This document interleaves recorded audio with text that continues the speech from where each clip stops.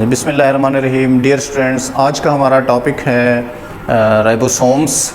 Ribosomes जो है cell organelles हैं। इससे पहले हमने जो सेल ऑर्गेनेलीज डिस्कस किया था न्यूक्लियस था। राइबोसोम्स क्या हैं?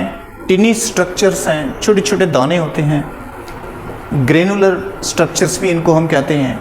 Tiny structures, granular structures, float freely, आज़ादाना मूव कर रहे होते हैं। ये बाउंड भी होते हैं और कहाँ पर होते हैं? साइटोप्लाज्म के अंदर, सेल के अंदर साइटोप्लाज्म में ये फ्रीली मूव कर रहे होते हैं। टिनी ग्रेनुलर स्ट्रक्चर्स हैं, कुछ बाउंड भी होते हैं, जैसे मैंने यहाँ पे दिखाया हुआ है। ये एंडोप्लाज्मिक रेटिकुलम है और इसके साथ जो है ना कुछ राइबोसोम्स बाउंड हैं। तो कुछ राइबोसोम्स फ्रीली मूव करते हुए मैंने यहाँ पर दिखाए हैं। तो ये फ्रीली भी मूव कर रहे होते हैं और इधर बाउंड भी होते हैं। राइबोसोम्स जो है ये एंडोप्लाज्मिक रेटिकुलम के साथ बाउंड होते हैं और कुछ फ्रीली मूव कर रहे होते हैं। प्रोकैरियोटिक सेल्स के अंदर इनका साइज स्मॉल होता है, प्रोकैरियोटिक सेल्स के अंदर। लेकिन अगर यूकैरियोटिक सेल्स के अंदर हमें देखें तो उधर हमें ये लार्जर साइज में मिलते हैं। Eukaryotic cell, just animal cell है या प्लांट सेल हैं, ये सारे यूकैरियोटिक सेल हैं, तो इनमें हमें ये लार्जर साइज में मिलता है। तो प्रोकैरियोटिक सेल्स कौन से हुए? जैसे बैक्टीरिया है, उसमें इनका साइज स्मॉलर होता है। इसकी कंपोजिशन के हवाले से हम देखते हैं तो कंपोजिशन में 50% ये राइबोसोमल आरएनए का बना होता है और 50% जो है इसमें प्रोटीन शामिल होती है। और ये सिंथेसाइज कहाँ पर हो रहा होता है? न्यूक्लियोलाई के अंदर, जो कि न्यूक्लियोप्लाज्म में होता है और न्यूक्लियर इनवेल्प के अंदर होता है, न्यूक्लियस के अंदर होता है। और न्यूक्लियस कहाँ होता है? साइटोप्लाज्म के अंदर होता है। साइटोप्लाज्म कहाँ होता है? सेल के अंदर होता है। तो अब हम इसके फंक्शन की बात करते हैं। सबसे जो इसका मेजर काम है राइबोसोम्स का, वो सेल के अंदर प्रोटीन सिंथेसिस करना, प्रोटीन सिंथेसिस करना। और जब ये वर्किंग में नहीं होते, काम नहीं कर रहे होते, तो उस वक़्त ये दो यूनिट्स के अंदर तकसीम हो जाते हैं। जब ये राइबोसोम काम नहीं कर रहा होता तो फिर दो ये छोटे यूनिट्स में तकसीम हो जाता है। यहाँ पर मैंने एक आपको राइबोसोम्स की डायग्राम दिखाई है। ये इसका लार्जर सब यूनिट है और ये जो नीचे वाला मैंने दिखाया है ये इसका स्मॉलर सब यूनिट है। तो इस तरह के राइबोसोम्स ये होते हैं। Once again we repeat our lecture. What are ribosomes?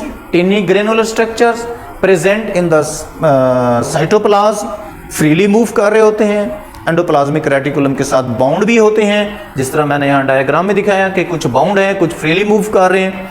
और प्रोकैरियोटिक सेल के अंदर देखें तो इनका साइज बड़ा स्मॉल होता है। अगर यूकैरियोटिक सेल्स के अंदर देखें तो ये लार्जर साइज के हमें मिलते हैं। बनावट इनकी किस तरह से है? 50% इनमें राइबोसोमल आरएनए होता है और 50% इनके अंदर प्रोटीन होती है। फंक्शन इनका मेजर काम प्रोटीन सिंथेसिस। जब ये काम नहीं कर रहे होते तो फिर ये दो छोटे हिस्सों में तकसीम हो जाते हैं। माइटोकॉन्ड्रिया। माइटोकॉन्ड्रिया क्या है? डबल मेम्ब्रेन ऑर्गेनेली है। प्रेजेंट कहाँ पर होता है? साइटोप्लाज्म के अंदर ये मौजूद होते हैं। साइटोप्लाज्म यानी सेल के अंदर, साइटोप्लाज्म के, जिस तरह से ये मैंने एनिमल सेल दिखाया है, तो इसमें ये जो माइटोकॉन्ड्रिया इस तरह से प्रेजेंट होंगे। और जो है ये मैं आपको दिखा रहा हूँ कि इस तरह से इसकी जो है यहाँ पर डायग्राम, ये इनकी लोकेशन के हवाले से हो गया कि ये जो है सेल का पावर हाउस भी कहलाते हैं। ये फंक्शन इनके काम क्या है? Number 1, site for respiration. Mitochondria जो है रेस्पिरेशन के लिए ये साइट प्रोवाइड कर रहा होता है, जगह। इधर रेस्पिरेशन हो रही होती है सेल की, एरोबिक रेस्पिरेशन। और दूसरा इसका जो मेजर काम है वो एनर्जी की प्रोडक्शन करना, एनर्जी प्रोड्यूस कर रहा होता है। इसलिए इसको सेल का पावर हाउस भी कहते हैं। जिस तरह से जहाँ हमारे पास बिजली आ रही होती है तो जो वो ग्रिड को जो है ना हम पावर हाउस कंसिडर करते हैं, तो इसी तरह से जो सेल का ये पावर हाउस कहलाता है। एनर्जी स्टोर भी होती है, प्रोड्यूस भी हो रही होती है इधर से। तो स्ट्रक्चर हम इसका देखते हैं। दो इसकी मेम्ब्रेन्स होती हैं। ये हमारे पास माइटोकॉन्ड्रिया का एक डायग्राम है। एक आउटर मेम्ब्रेन है, एक इनर मेम्ब्रेन है। जो आउटर मेम्ब्रेन है वो स्मूथ होती है और जो इनर मेम्ब्रेन है वो उसमें इनफोल्डिंग्स होती हैं अंदर की तरफ जो है। इन इनफोल्डिंग्स को हम क्रिस्टी कहते हैं। वाहिद सिंगल एक उस इनफोल्डिंग को हम क्रिस्टा कहेंगे, और सब को अगर हम इकट्ठा कहने चाहें तो हम इनको क्रिस्टी कहेंगे। इस क्रिस्टी का फंक्शन क्या है, जो सबसे मेजर फंक्शन है इसका, कि ये लार्जर सरफेस एरिया प्रोवाइड करती है ताकि केमिकल रिएक्शन जो है वो ठीक तरह से हो सके।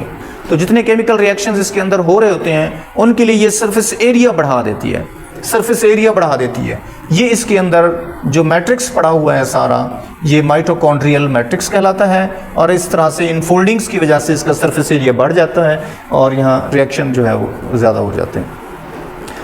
दोबारा देखते हैं, mitochondria double membrane bound organelle है, लोकेशन साइटोप्लाज्म के अंदर। यूकैरियोट्स में फंक्शन इसके दो ही फंक्शन है, साइट प्रोवाइड करता है रेस्पिरेशन के लिए, दूसरा इसका काम जो है एनर्जी प्रोवाइड करना है और एनर्जी प्रोड्यूस करना है। स्ट्रक्चर इसका हम देखें, एक इसकी आउटर मेम्ब्रेन और इनर मेम्ब्रेन, और इनर मेम्ब्रेन में फोल्डिंग्स होती हैं जिन्हें हम क्रिस्टी कहते हैं, और क्रिस्टी जो है इनका मेजर काम जो है वो सरफेस एरिया प्रोवाइड करना है ताकि उधर केमिकल रिएक्शंस परफॉर्म किए जा सकें। अगर आपको मेरी वीडियो पसंद आई है तो आप इसको लाइक करें।